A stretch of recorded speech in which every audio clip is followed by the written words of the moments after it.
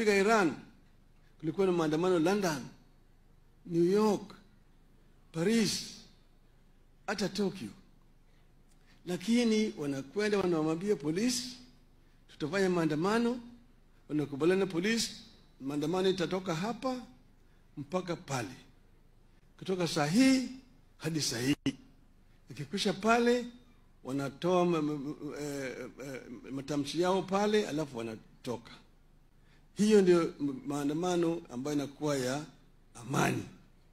Tunataka tuweke sheria ili maandamano isilete shida. Kama juzi uliona mwaka jana, yule jamaa anaitwa Malema huko South Africa alisema ataleta nchi kwa standstill, na akakubaliwa. Akakuwa na watu wengi walitoka pale moja wakatembea mpaka pale mwingine, wakamaliza, wakasema mambo yake yote, wakafoka mambo yakakwisha namna hiyo.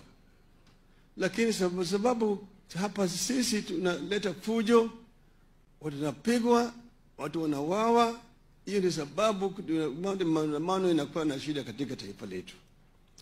Hii ni maneno mimi nimeshaambia hata serikali hapa. Tunataka yale maneno ya kuishi. Sasa hiko maneno ambayo niliongea juu yake juzi, ati wakati tulikuwa tunafanya maandamano watu walikuwa wamepata majeraha. Kuna wengine ambao walikufa. Hiyo ni 2023. Hata mwaka jana wengine walikufa. Ili tumalize hii maneno yote kama Wakenya, tuanze safu mpya.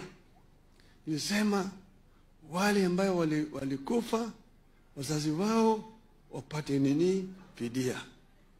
Na hata wale ambao mwaka jana wa Gen Z iwe namna hiyo. Na wale ambao wako sasa katika hospitali vile vile wapewe pesa ya kupata matibabu.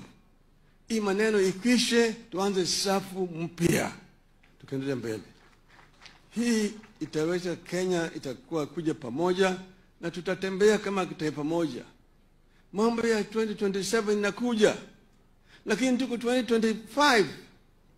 Hatuwezi kufanya campaign kwa miaka 5 kila mara kwa mara.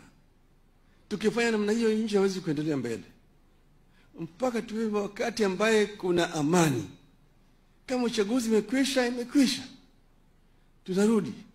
Tunangoja mpaka tena uchaguzi mwingine ikuje, alafu jitokeze, fanya campaign vile inafanyika katika nchi zingine.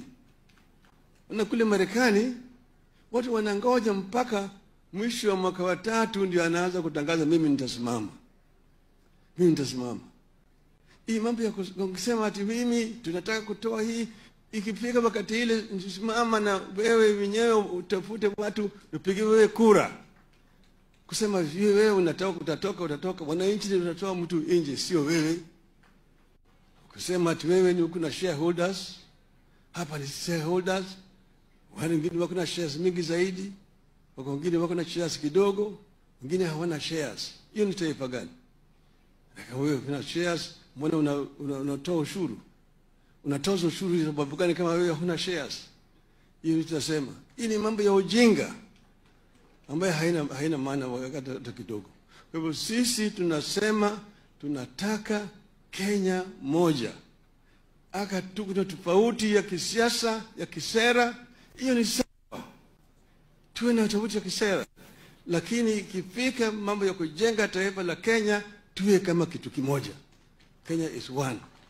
Asanteni sana, Mungu wabariki. Nasema Mungu aweke mzee wetu pale pema peponi.